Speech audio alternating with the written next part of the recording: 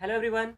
पिछले वीडियो में हम लोगों ने vector form of Coulomb's law पढ़ा था और vector form of Coulomb's law से कुछ प्रॉपर्टी निकल के सामने आई थी, जिसमें से पहली ये थी कि कूलम्ब का नियम क्रिया क्रिया प्रतिक्रिया नियम का पालन करता है।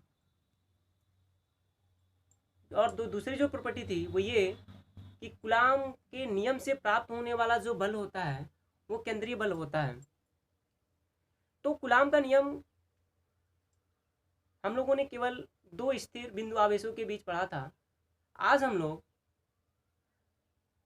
अनेक आवेशों के बीच लगने वाले बल को पढ़ेंगे, जिसको हम अध्यारोपण का सिद्धांत बोलते हैं, प्रिंसिपल ऑफ सुपरपोजिशन पर बोलते हैं। तो आज का जो हमारा टॉपिक होगा अनेक आवेशों के बीच बल या अध्यारोपण का सिद्धांत। तो आइए आज का वीडियो शुरू करते हैं।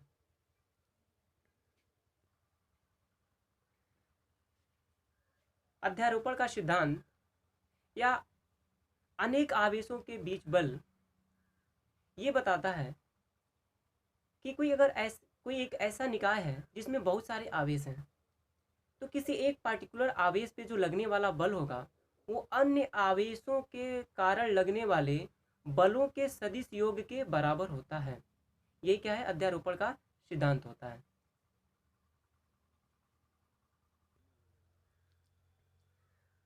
ये माना कोई एक ऐसा निकाय है, एक ऐसा सिस्टम है जिसमें n आवेश Q1 Q2 Q3 Q4 ऐसे n आवेश हैं, Qn आवेश हैं, और सब क्या है, धनावेशित हैं, मतलब समान आवेश है। सबका नेचर क्या है, समान है। वही हमने माना है यदि किसी निकाय में अनेक आवेश हों तो उनमें से किसी एक आवेश पर बल अन्य आवेशों के कारण अलग अलग बलों के सदिश योग के बराबर होता है। यही क्या है, हमारा अध्यारोपण का सिद्धांत है। हमने माना कि ये हमारा आवेश Q1 है, Q2 है, Q3 है, Q4 है, और ऐसे करके ये nवां आवेश है Qn। और हमें किसी एक आवेश पे, फिलहाल हमने यहाँ पे Q1 पे लगने वाले बल को ज्ञात करना है। अगर ये भी धन आवेशित है और ये भी Q1 और Q2 दोनों ही धन आवेशित हैं, तो Q2 के कारण Q1 पे जो बल लगेगा वो वेक्टर F12 होगा, और कहाँ पे होगा, बाहर की तरफ होगा, क्योंकि दोनों क्या है, समान आवेशित हैं, दोनों का नेचर क्या है, समान है। वैसे ही Q3 Q1 पे एक बल लगाएगा और वो क्या होगा, वेक्टर F13 होगा, और वो भी क्या होगा, बाहर की तरफ होगा। ऐसे ही जो चौथा आवेश है वो भी क्या करेगा, पहले आवेश पे एक बल लगाएगा और उसकी भी दिशा कैसी होगी, बाहर की तरफ होगी, और वो बल क्या होगा, हमने उसको मान लिया वेक्टर F14। ऐसे बहुत सारे आवेश होंगे। ऐसे लास्ट वाला जो आवेश नवा आवेश होगा वो भी क्या करेगा, पहले वाले आवेश पे बल लगाएगा प्रतिकर्षण का, और वह जो बल होगा वेक्टर F1n होगा, और उसकी भी दिशा कैसी होगी, बाहर की तरफ होगी। ऐसे ही अगर Q2 से Q1 की ओर जो हमने एकांक सदिश लिया हुआ है वो क्या हमने ले लिया, आर कैप या आर रूफ 2 1। ऐसे Q3 से Q1 की ओर जो इंगित करने वाला जो हमारा एकांक सदिश है वो क्या है, आर कैप 3 1। चौथे आवेश से पहले आवेश की ओर इंगित करने वाला जो हमारा एकांक सदिश है वो आर कैप 4 1 है। ऐसे ही nवें आवेश से जो 1 की ओर इंगित करने वाला जो हमारा एकांक सदिश है वो क्या है, हमारा आर कैप N1। यही हमने लिखा है। अगर सब में क्या करें, हम अध्यारोपण का सिद्धांत लगाएं, मतलब अगर किसी एक आवेश पे अगर टोटल बल निकालें तो देखेंगे कि इस आवेश पे जो लगने वाला बल होगा इन सभी बलों के बीजगणितीय योग के बराबर होगा। मान लिया जो ये Q1 आवेश है, Q1 आवेश पे जो लगने वाला बल क्या है, वेक्टर F1 है, तो सारे बलों का बीजगणितीय योग कुछ ऐसे होगा, यानी अध्यारोपण का जो सिद्धांत लागू होगा तो हमारा जो इक्वेशन बनेगा वेक्टर F1 बराबर vector F12 plus vector 13 plus vector F14, ऐसे करके लास्ट में जो नवा आवेश के कारण लगने वाला बल होगा वेक्टर F1n सबके योग के बराबर होगा।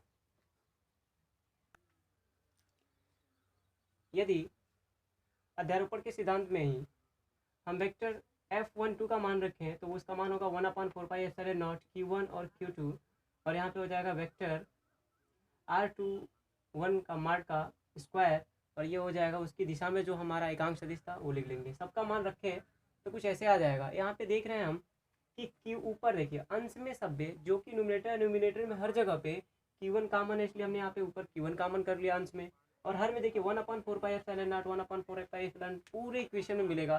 तो हमारा पूरा जो कॉमन बन जाएगा Q1 बटा 4 पाई एप्सिलॉन नॉट, और ब्रैकेट में अब इतना कॉमन लेने के बाद बचेगा Q2 mod of are vector R21 का स्क्वायर इंटू आर कैप 21, और इधर बचेगा Q2 बचेगा, और इसके साथ ये चीज़ बच जाएगी, और ऐसे ही nवां आवेश बच जाएगा, और इसके साथ ये बच जाएगा।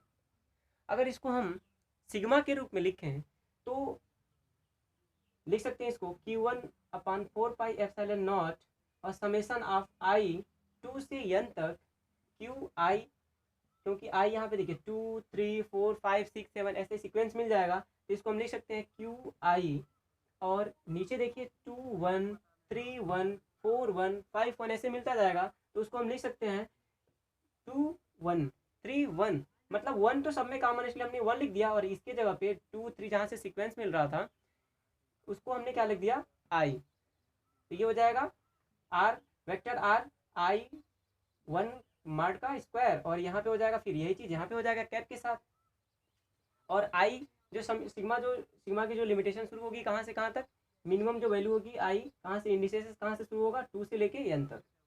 ये तो रहा हमारा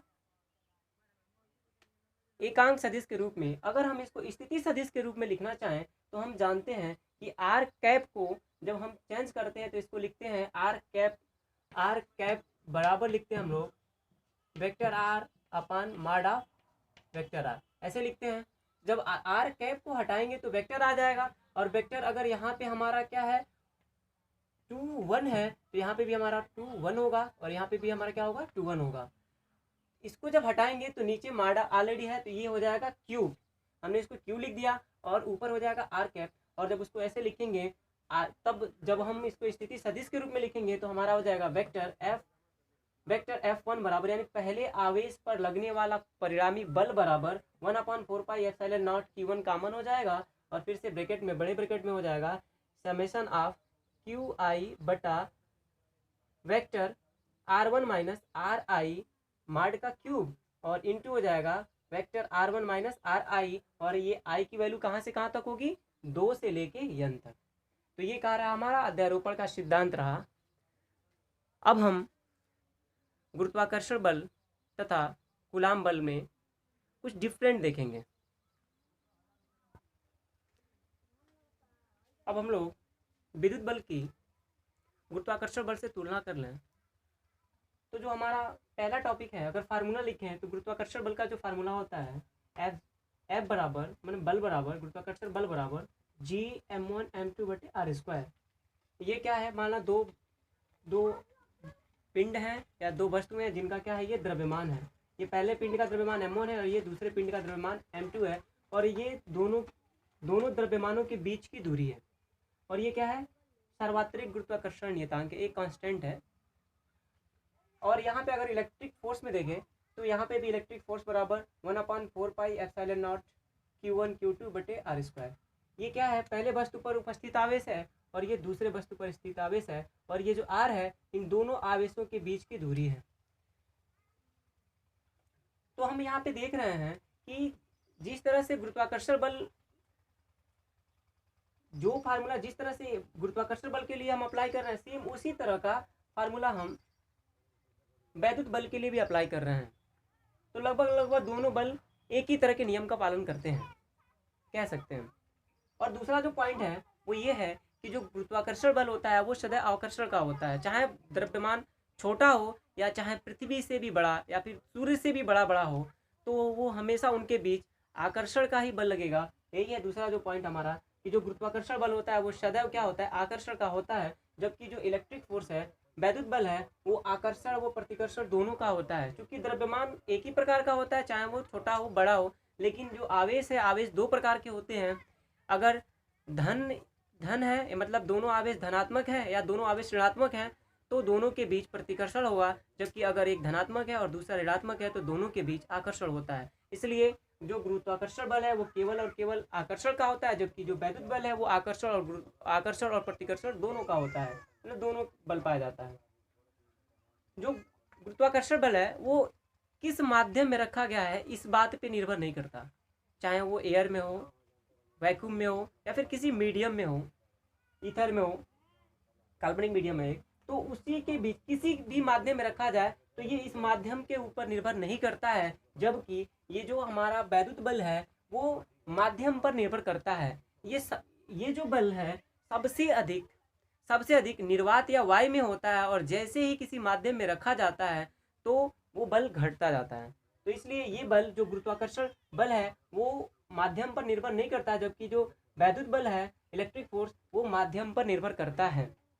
जो चौथा है, यह प्रकृति में जो गुरुत्वाकर्षण बल है वो प्रकृति में पाया जाने वाला सबसे कमजोर वीकेस्ट फोर्स है। ये हम लोग पहले भी पढ़ चुके हैं, सबसे कमजोर बल है, जबकि जो इलेक्ट्रिक फोर्स है वैद्युत बल है वो गुरुत्वाकर्षण बल से कई गुना ज़्यादा होता है, ये उससे बहुत ज़्यादा बड़ा होता है। तो ये तो रहा हमारा वैद्युत बल तथा गुरुत्वाकर्षण बल की तुलना।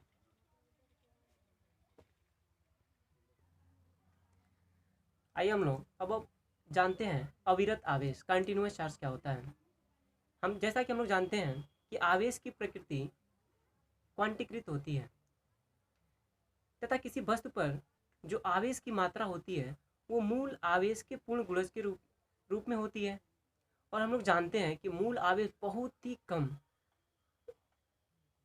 लगभग 1.9 टाइम्स 10⁻⁻19 कूलम होता है, इलेक्ट्रॉन के ऊपर उपस्थित चार्ज के बराबर होता है। और ऐसे में इतने कम चार्ज को हम व्यवहार में किसी वस्तु पर जो आवेश का वितरण अविरत माना जा सकता है। यानी इतने कम चार्ज के इस मान के इतने कम होने के कारण हम जो चार्ज का डिस्ट्रीब्यूशन है हम उसको कंटिन्यूअस मान सकते हैं। तो चार्ज का जो डिस्ट्रीब्यूशन हो सकता है वो 3 तरह से हो सकता है। पहला तो 1 डायमेंशनल हो सकता है, दूसरा 2 डायमेंशनल हो सकता है, और तीसरा 3 डायमेंशनल हो सकता है। अगर 1 डायमेंशनल होगा तो उसको हम क्या बोलेंगे, रेखीय आवेश घनत्व, यानी लीनियर चार्ज डेंसिटी। और जब अगर 2 डायमेंशनल होगा तो लेंथ और ब्रीथ दोनों आ जाएगा, तो उसके वजह से हमको क्या मिलेगा, क्षेत्र मिलेगा, और उसको बोलेंगे हम आवेश का पृष्ठ घनत्व या क्षेत्रीय आवेश घनत्व। और जो 3 डायमेंशनल होगा जिसमें लेंथ होगा, ब्रीथ होगा और हाइट होगा, तो उसको बोलेंगे हम लोग आवेश का आयतन घनत्व, वॉल्यूम चार्ज डेंसिटी। तो आइए एक एक को हम डिटेल में देख लेते हैं। तो पहला हमारा है 1 डायमेंशनल। तो 1 डायमेंशनल में बोलेंगे रेखीय आवेश घनत्व, लीनियर चार्ज डेंसिटी। जब आवेश का वितरण एक रेखा के अनुदिश होता है तो प्रति एकांक लंबाई पर उपस्थित आवेश की मात्रा को रेखीय आवेश घनत्व कहते हैं। इसे लैम्डा से प्रदर्शित किया जाता है। माना यदि Q आवेश स्मॉल l लंबाई के तार पर एक समान रूप से वितरित हो तो रेखीय आवेश घनत्व लैम्डा बराबर चार्ज बटा लेंथ, लंबाई, आवेश बटे लंबाई बराबर चार्ज की मात्रा हमने क्या लिया है Q, और ये लंबाई हमारी L है, तो लैम्डा बराबर हो जाएगा, यानी रेखीय आवेश घनत्व बराबर Q बटा L। अगर इसके मात्रक की बात करें तो जो इसका मात्रक हो जाएगा चार्ज का मात्रक बटे लंबाई का मात्रक, तो चार्ज का मात्रक कूलाम और लंबाई का मात्रक मीटर, तो हो जाएगा इसका मात्रक कूलाम प्रति मीटर। और इसके बीमीय सूत्र की बात करें तो क्या हो जाएगा, Q का बीमीय सूत्र बटे स्मॉल l का बीमीय सूत्र। तो Q का जो बीमीय सूत्र होता है वो 80 होता है, और लंबाई के लिए L लिखते हैं तो हो जाएगा L इनवर्स AT। तो इसका जो बीमीय सूत्र हो जाएगा हम इसको ऐसे भी लिख सकते हैं m0 m पे पावर 0 l पे पावर -1 AT। तो ये हो जाएगा रेखीय आवेश घनत्व का बीमीय सूत्र। अगर गणितीय परिभाषा देना चाहें तो गणितीय परिभाषा के लिए हम लोग क्या करते हैं, जो डिनोमिनेटर होता है उसको हम एकांक कर लेते हैं, यानी जो लंबाई होगी हम क्या कहेंगे उसको एकांक कर लेंगे। तो गणितीय परिभाषा कुछ ऐसे बन जाएगा कि एकांक लंबाई पर उपस्थित आवेश की मात्रा ही क्या कहलाती है, रेखीय आवेश घनत्व कहलाती है। तो ये होगा इसका गणितीय रूप। दूसरा है हमारा पृष्ठीय आवेश घनत्व, सरफेस चार्ज डेंसिटी, जिसको हम ऐसे परिभाषित कर सकते हैं, जब आवेश का वितरण किसी समतल पर या किसी वक्र पृष्ठ पर एक समान रूप से होता है तो प्रति एकांक क्षेत्रफल पर उपस्थित आवेश की मात्रा को पृष्ठ घनत्व कहते हैं। इसे सिग्मा से प्रदर्शित किया जाता है।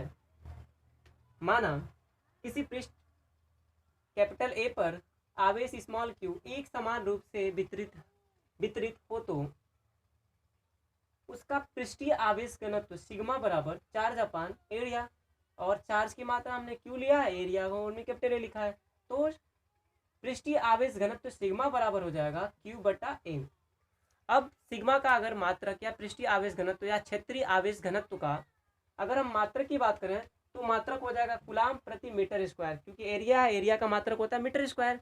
तो हमारा जो क्षेत्रीय या पृष्ठीय आवेश घनत्व है उसका मात्रक हो जाएगा कूलाम प्रति मीटर स्क्वायर। जबकि विमीय सूत्र की बात करें तो विमीय सूत्र हो जाएगा m0 L⁻⁻2 AT। तो ये हो गया हमारा पृष्ठीय आवेश या क्षेत्रीय आवेश घनत्व। तीसरा है हमारा आयतन आवेश घनत्व या आयतन का आवेश घनत्व, वॉल्यूम चार्ज डेंसिटी। इसको परिभाषित करें हम तो बोल सकते हैं जब आवेश का वितरण वस्तु के आयतन में एक समान रूप में होता है तो प्रति एकांक आयतन में उपस्थित आवेश की मात्रा को आवेश का आयतन घनत्व कहते हैं। इसे रो से प्रदर्शित किया जाता है। माना क्यू आवेश किसी वस्तु के कैपिटल भी आयतन में एक समान रूप से वितरित हो तो आयतन का आवेश घनत्व बराबर आवेश बटे आयतन बराबर, आवेश को स्मॉल क्यू माने हैं और आयतन को कैपिटल भी, तो हमारा आयतन का आवेश घनत्व बराबर हो जाएगा क्यू बटे भी, यानी आवेश बटे आयतन, उस वस्तु का आयतन। अगर हम आयतन का आवेश घनत्व यानी रो का विमीय सूत्र निकालें तो विमीय सूत्र हो जाएगा m0 L⁻⁻3 AT। और अगर मात्रक की बात करें तो आवेश का मात्रक कूलाम और प्रति आयतन का मात्रक होता है मीटर क्यूब, तो ये हो जाएगा कूलाम प्रति मीटर क्यूब। तो ये तो हो गया हमारा आयतन आवेश घनत्व।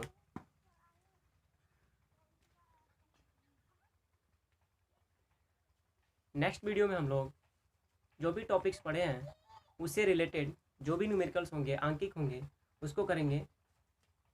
धन्यवाद।